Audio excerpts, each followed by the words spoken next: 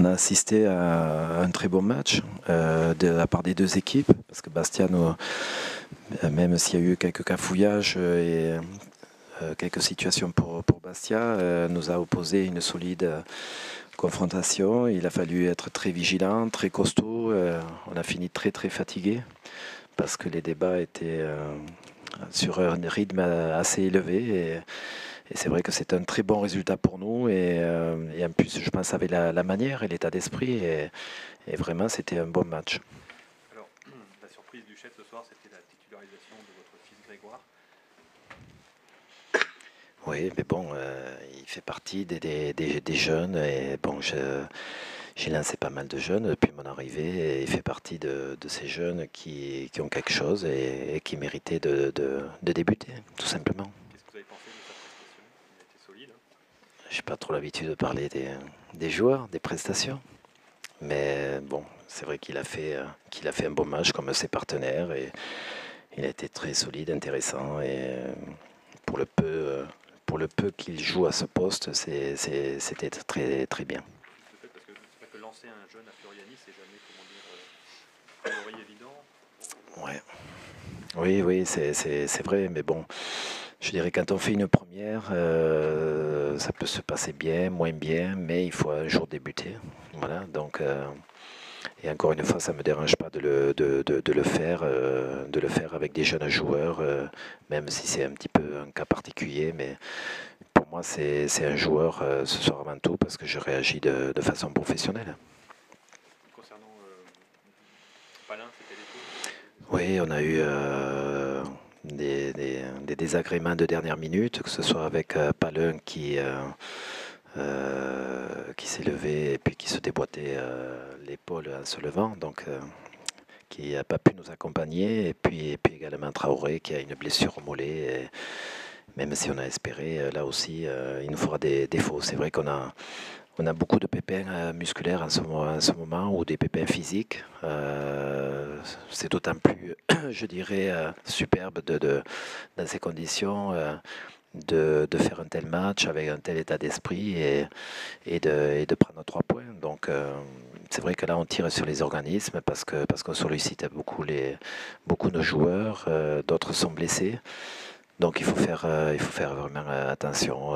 Mais bon, il y a un tel état d'esprit dans ce groupe et un tel plaisir de les entraîner que bon, on passe des paliers grâce à cet état d'esprit. Troisième but pour Neil Maupay, 16 ans et demi, excuse-moi, je dis. Troisième but pour Neil Maupay, est-ce que vous allez remettre Zvitanic au prochain match? Ben, écoutez, j'aimerais bien pouvoir le mettre effectivement, mais il sera lui aussi indisponible puisqu'il y a eu une rechute au niveau de ses ischios.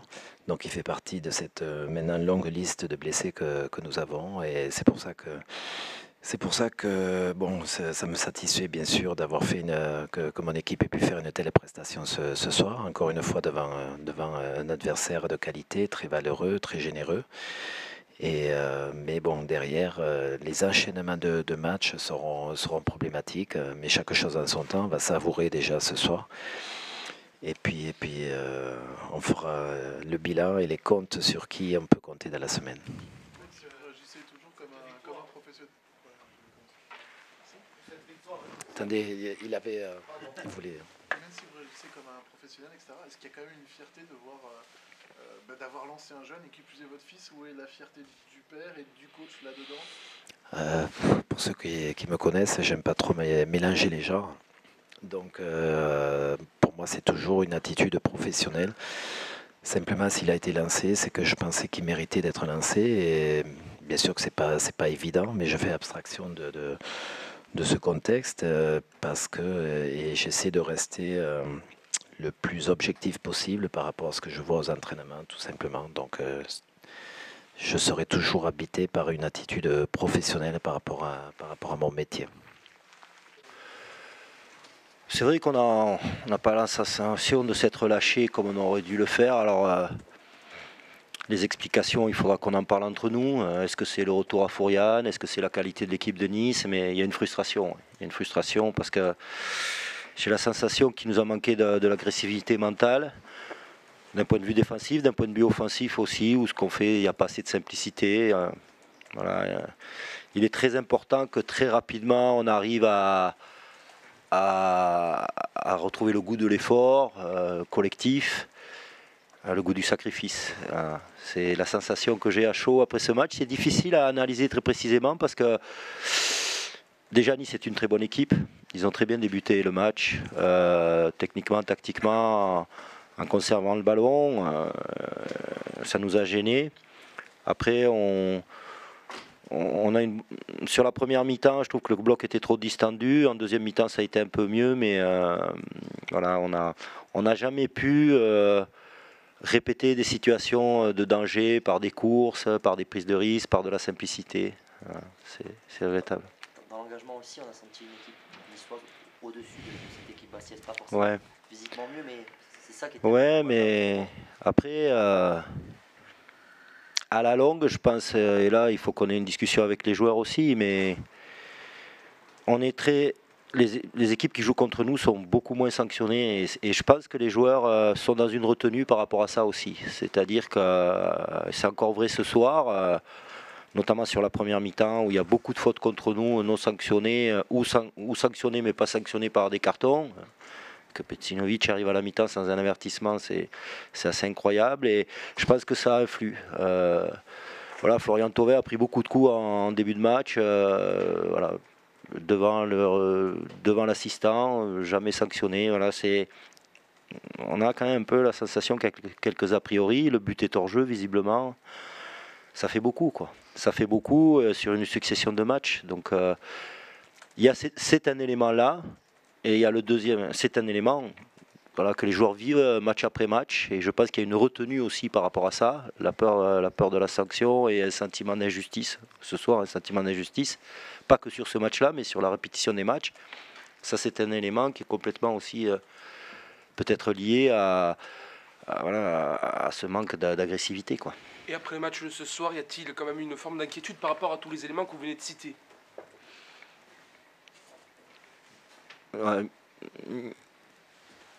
Une inquiétude, c'est pas le mot. Il y a une grosse déception parce qu'on aurait aimé faire un autre match, puis on aurait aimé avoir un autre résultat. Ça, c'est évident. Après, je pense que dans les semaines qui viennent, dans les matchs qui vont arriver, il faut qu'on mette autre chose, pas tout révolutionner, parce qu'il y a des choses qui avancent bien, mais il faut qu'on mette autre chose dans notre enthousiasme, quoi, dans notre goût de l'effort, dans le dépassement de soi, parce que le haut niveau, c'est ça aussi.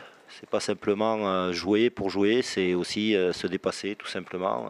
Et se dépasser, c'est faire des courses offensives, c'est se replacer, c'est aller chercher au fond de soi. Et ce soir, on a la sensation qu'on n'est pas allé chercher au fond de nous la possibilité d'aller chercher cette victoire. C'est là qu'est la frustration, c'est là qu'est le regret.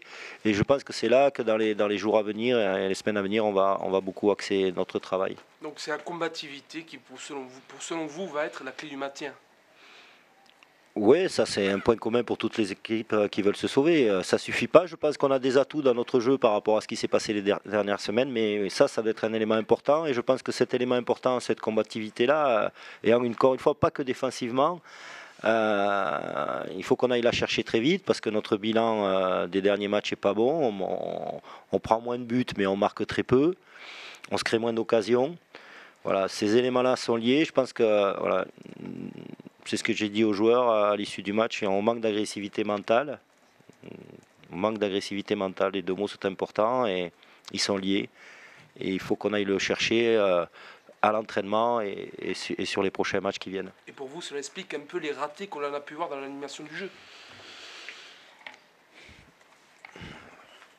Il y a eu des ratés aussi parce que Nice est une équipe qui est en bonne forme actuellement, qui est en confiance, qui a bien géré le match. Et voilà, il y a eu je pense qu'on n'a pas su assez les bousculer alors qu'on a les atouts pour le faire.